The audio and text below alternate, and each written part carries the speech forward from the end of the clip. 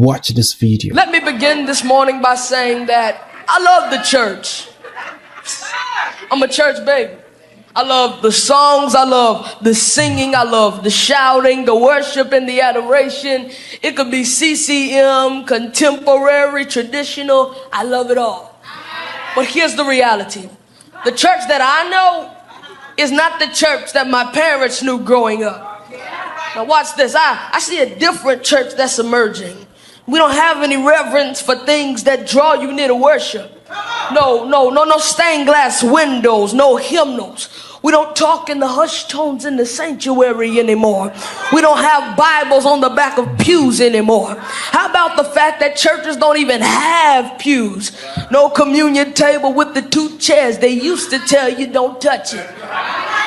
But nowadays, churches are built like theaters and comedy clubs. Everybody got to have flat screens or huge video screens. Now, Bishop, I'm not talking about y'all.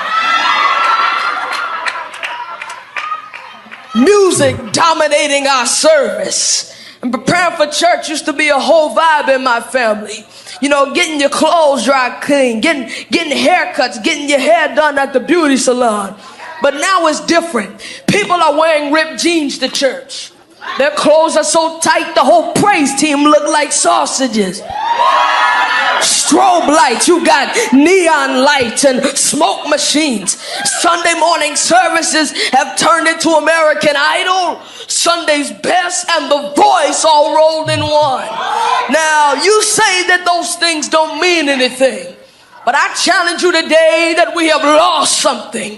And with every technological gain and every attraction, we have lost a little more reverence for God's church.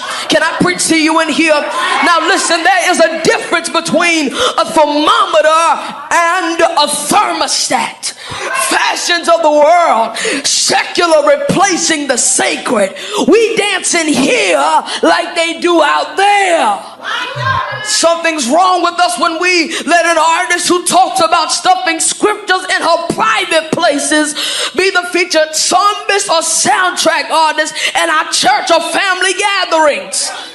The book of Malachi calls it polluted bread on the altar. Now, you can eat it, but it's poison. And the Bible said that there's a way that seemeth right unto a man, but the end of that way leads to destruction. And in the Old Testament, when the ark of the Lord was returning from exile, a man named Uzzah was killed because he tried to keep the ark from falling off a cart pulled by oxen. And week after week and Sunday after Sunday, we don't experience the glory in the church because the presence of the Lord is being pulled by people who live like animals, but they want to pull the cart. Now listen, we're good at performing. We're good at being hypocritical. Even the word hypocrite means actor. The problem with us is that we act just to keep people in the seats.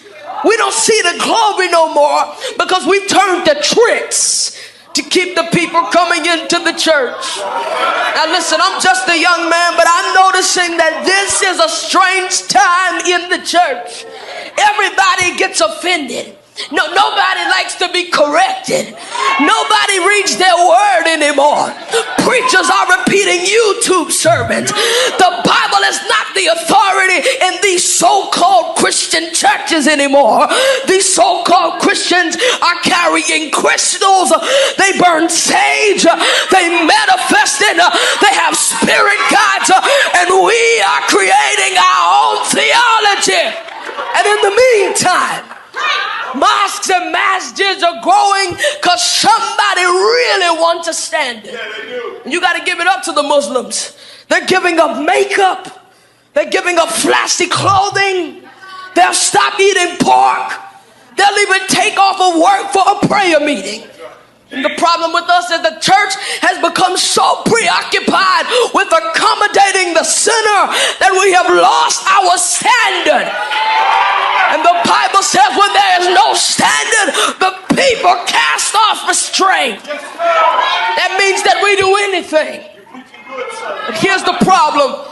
When the church aligns itself and makes alliances with the world, she loses her innocence and becomes cheap. The church is losing the power of God. She does not have any powers from within to help the people live right.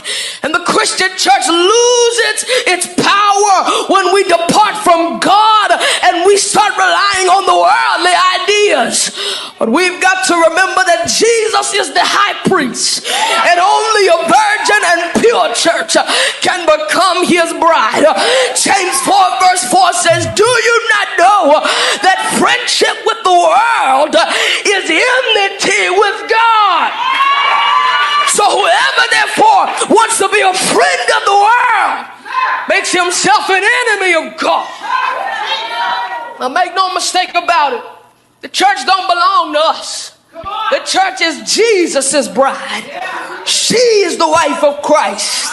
And when we admire a man and when we respect him or appreciate him and reverence him, we are careful on what we say about his wife. Listen, I was talking to my father the other day and he said, son, there are 4 things that you don't mess with when it comes to a man. A man's mother, that's the first one. A man's money, second. A man's children, and a man's wife. Now, you can't celebrate the groom and insult the bride. No, I can't hear nobody. You can't celebrate the groom and insult the bride. You've got to be careful on how you put your mouth on the church.